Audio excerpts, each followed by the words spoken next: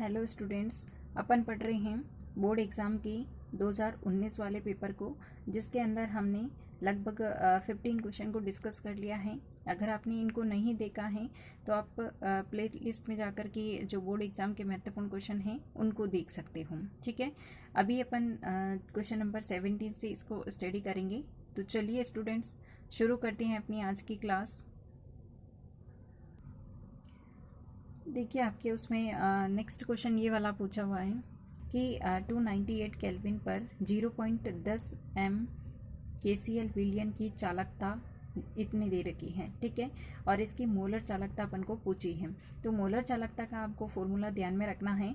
Molar चालकता बराबर होता है, इसको अपन दर्शाने के लिए लैम्बडा m का यूज़ करते हैं, और इसका फॉर्मूला होता है K इंटू 1000 अपॉन में C होता है। ठीक है, यानी अपन को एक तो K चाहिए और एक C चाहिए, इससे हमारी मोलर चालकता निकल जाएगी। देखते हैं अपनी ये दोनों चीज़ें यहाँ पे दी हुई है क्या। देखो, एक तो टेम्परेचर दे रखा है 298 केल्विन, लेकिन अपने यहाँ पे टेम्परेचर की आवश्यकता नहीं है। ठीक है, नेक्स्ट अपन को दे रखी है सांद्रता, सांद्रता की आवश्यकता है, ये दे रखी है C यानी कि ये कितनी दे रखी है 0.010 m दे रखी है, यानी कि ये मोलरता के अंदर दे रखी है। कंसंट्रेशन ही है मोलरता। ठीक है, उसके बाद में दे रखा है कि यहाँ पे अपना K कंडक्टिविटी यानी कि चालकता दे रखी है 0.0129 सीमेन सेंटीमीटर इनवर्स।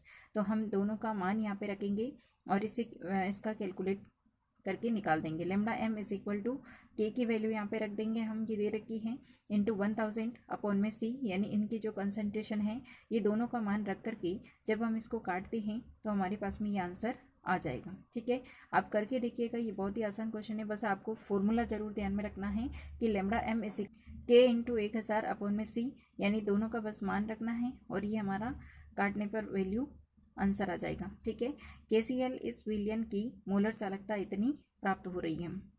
ओके, ये आपके जो विद्युत जो आपकी इलेक्ट्रोकेमिस्ट्री है उसमें से पूछा हुआ है। ठीक है, इलेक्ट्रोकेमिस्ट्री यानी विद्युत रसायन वाले चैप्टर में से पूछा हुआ है। नेक्स्ट क्वेश्चन है कि एक प्रथम कोटि की अभिक्रिया में 20% वियोजन होने में 40 मिनट लगते हैं, तो अर्धायु की गणना कीजिए। किसकी अर्धायु निकालनी है? प्रथम कोटि की। प्रथम कोटि की अर्धायु निकालने के लिए आपको इसका फॉर्मूला आना चाहिए। देखिए, प्रथम कोटि की जो अर्धायु होती है उसका फॉर्मूला होता है T½ is equal to 0.693 upon में K।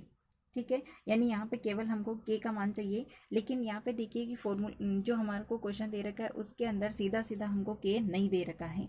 हमको क्या दे रखा है, यहाँ पे प्रथम कोटि रिएक्शन दे रखी है, वियोजन की मात्रा दे रखी है और टाइम दे रखा है 40 मिनट, और इससे हमको अर्धायु निकालनी है। तो आप जानते हैं कि अपन जब K का ये जो अर्धायु वगैरह कैलकुलेट करते हैं तब हमारा जो K निकलता है, सबसे पहले हम K यानी वेग स्थिरांक जब ज्ञात करते हैं तो उसका एक फॉर्मूला आता है अपने पास में, वो आपको ध्यान में रखना है।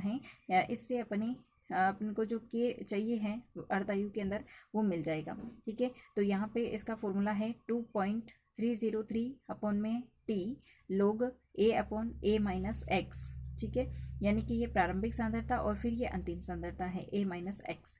यहाँ पर log बेस 10 की वैल्यू दे रखी है, log बेस 10 2 की वैल्यू भी दे रखी है। अभिक्रिया 20% हो रही है, अतः A बराबर 1 मानने पर A माइनस एक्स यानी कि 1 माइनस 0.2।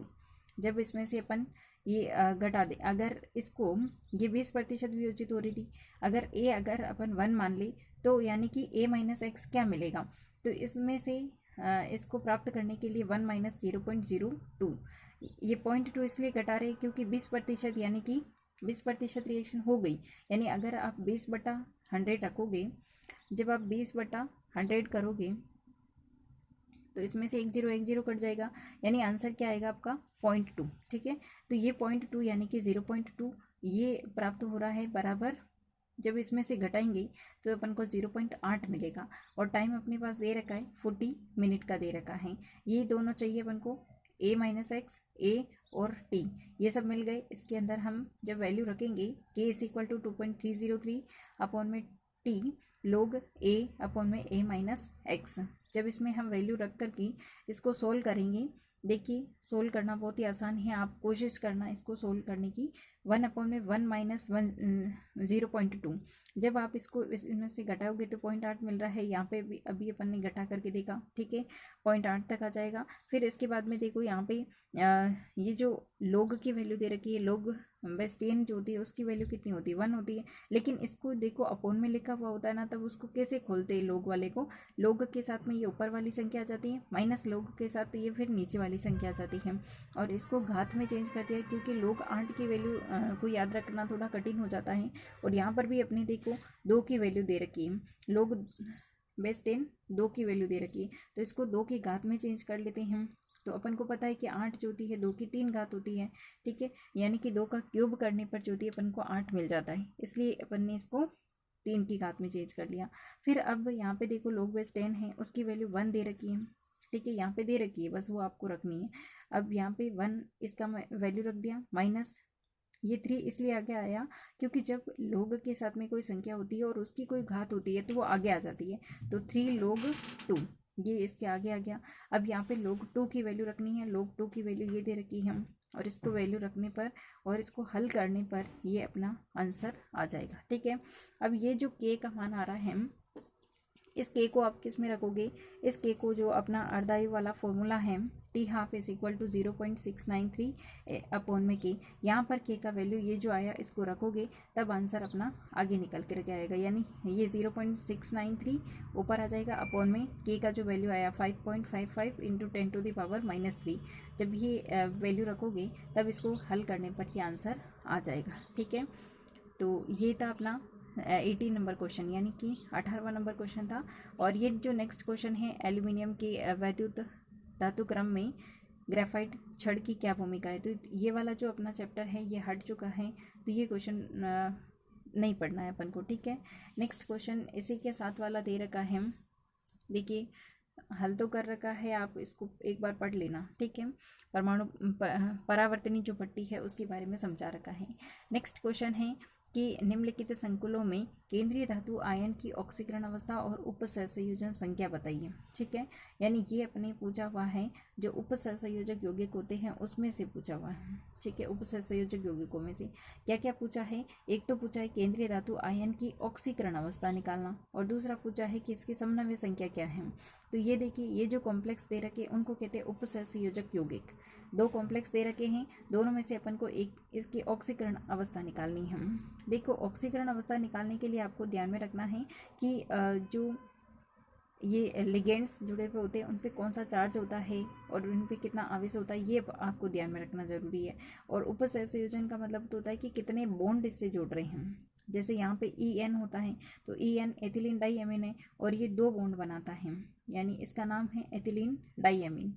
तो एथिलीन डाइएमीन यानी कि 2 एथिल समूह होता है, इस तरह से 2 एथिल समूह होते हैं, ठीक है। और दोनों से NH2 ग्रुप जुड़े हुए रहते हैं, और वो NH2 जो होती है दोनों NH2 इसको लोन पेयर दे सकते हैं, ओके। तो इसलिए जो थी इसके एक EN के 2 बॉन्ड गिने जाते हैं, तो यहाँ पे 3 है तो कितने गिने जाएंगे, 6, ठीक है। तो इसकी जो समन्वय संख्या है वो तो कितनी हो जाएगी, 6। लेकिन इसका जो ऑक्सीकरण अवस्था है वो आप कैसे निकालोगे, तो EN जो होती है उदासीन लिगेंड है, CO की निकालनी है, ठीक है। देखिए कैसे निकालते हैं,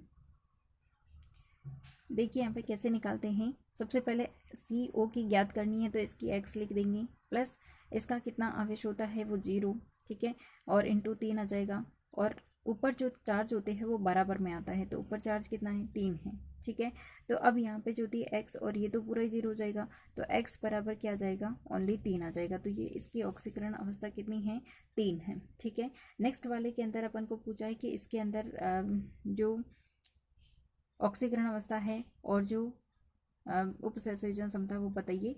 तो उपसहसंयोजन तो आपको दिख रही है कितना है, 6 जुड़े हुए हैं, तो ये 6 इसकी समन्वय संख्या या उपसहसंयोजन क्षमता हो जाएगी, ठीक है। लेकिन इसके अंदर पूछा है ऑक्सीकरण अवस्था, तो ऑक्सीकरण अवस्था निकालने के लिए हमको इसका इस तरह से फॉर्मूले से निकालना पड़ेगा। जैसे यहाँ पर दे रखा है K4FeCN6, ठीक है।